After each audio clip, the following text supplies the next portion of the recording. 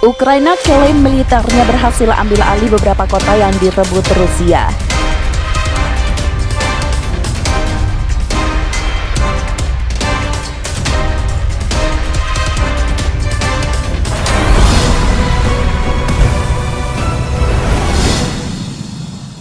Perang antara militer Ukraina dengan militer Rusia terus berlanjut. Saling klaim kemenangan antara dua pihak juga dilakukan atas perkembangan di lapangan. Apalagi Ukraina terus memberi perlawanan untuk merebut wilayahnya yang sebelumnya dikuasai Rusia.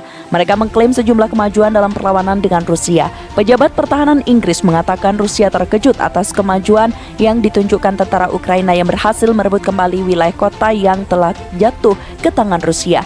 Dalam pembaruan harian, mereka mengatakan pasukan Kiev telah maju 50 km 31 mil ke wilayah yang sebelumnya dikuasai Rusia. Serangan itu juga membuat ribuan tentara Moskow semakin terisolasi di dekat kota utama Izium, kata mereka. Pada Jumat malam, Presiden Volodymyr Zelensky mengatakan Ukraina telah merebut kembali 30 permukiman di wilayah Kharkiv. Berbicara dari Kiev selama pidato malamnya, Zelensky mengatakan pasukannya secara bertahap mengambil kendali atas permukiman baru dan mengembalikan bendera Ukraina dan perlindungan untuk semua rakyat kami.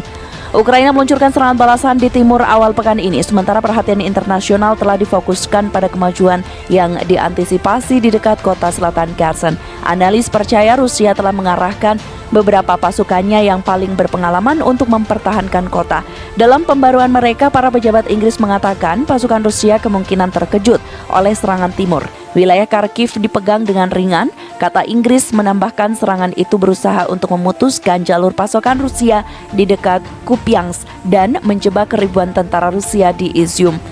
Pada hari Jumat, seorang pejabat yang ditunjuk Rusia di wilayah Kharkiv mengakui bahwa pasukan Ukraina telah memenangkan kemenangan yang signifikan. Kremlin sejauh ini menolak untuk mengomentari kecepatan serangan, tetapi Kementerian Pertahanan Rusia menerbitkan sebuah video yang diduga menunjukkan pemindahan pasukan ke Kharkiv.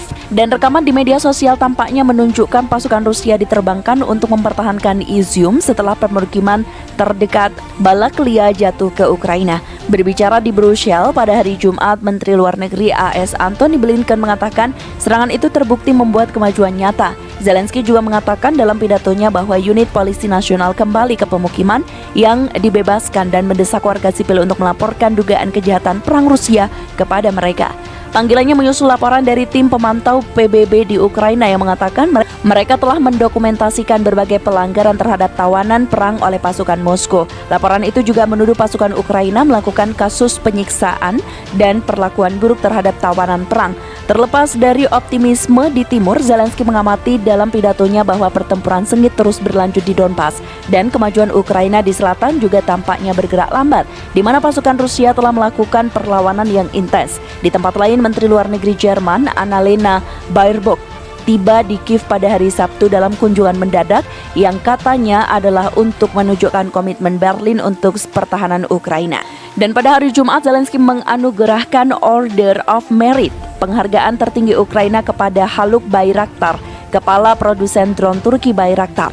Drone tempur TB2 perusahaan yang dapat membawa 4 rudal telah menjadi simbol perlawanan Ukraina. Sementara Ankara telah berusaha untuk memainkan peran perantara antara Kiev dan Moskow sejak konflik pecah. Bayraktar telah menolak untuk memasok Rusia dengan senjata dan mengatakan kepada CNN pada bulan Agustus, "Kami mendukung Ukraina, mendukung kedaulatannya, perlawanannya untuk kemerdekaannya."